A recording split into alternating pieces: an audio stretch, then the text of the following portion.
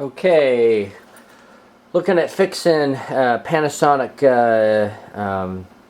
digital video recorder. It's the DMR e85h. In this particular unit, all it would do was flash the please wait signal on the LED. And did a little research, and I found out that what happens is capacitors below on the board that's below the drive. Normally this drive is right on here on top of this bracket, and if you go below the drive and you get to this PC board, you'll see a couple of capacitors. Here's one of the capacitors right here that was blown. You can see the top of the capacitor. Let's zoom into that. See the top of the capacitor is a little bit blown out there. So I have to replace this. Now this is a 680 microfarad 16 volt power capacitor. The best thing I could find at Radio Shack actually was a 1000 microfarad electrolytic capacitor, and so I'm going to try to replace that on the board in place. And you can see I already have one of the new capacitors in place right there, which is this one right there. We are right there. So I'm going to put the other one in, right there. So I'm going to try to replace the capacitors, see if that helps, because the two capacitors that were in there were blown. And then after I put the capacitors on, I will hook everything back up, power it up, and see if I could get it operating again. Now, one thing you have to be careful in taking off the capacitors here.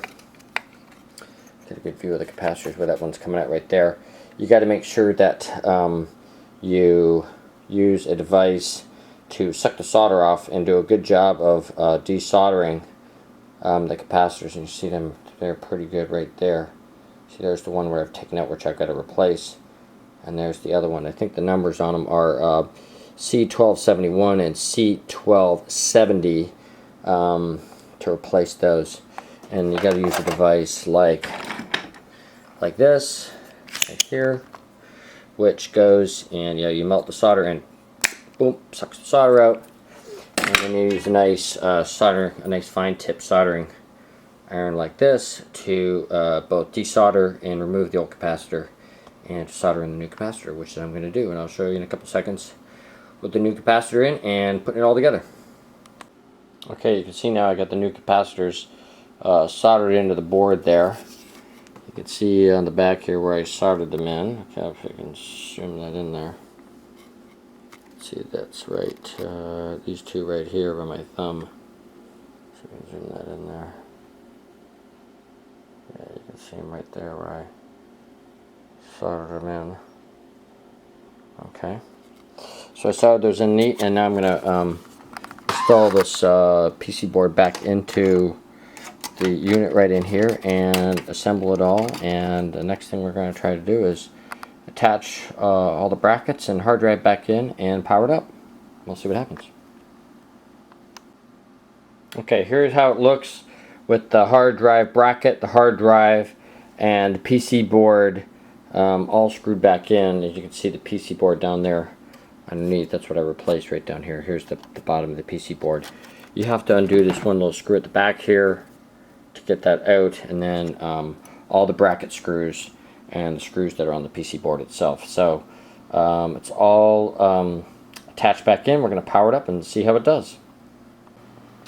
Okay, we've plugged it back in, and we're going to see if it powers up.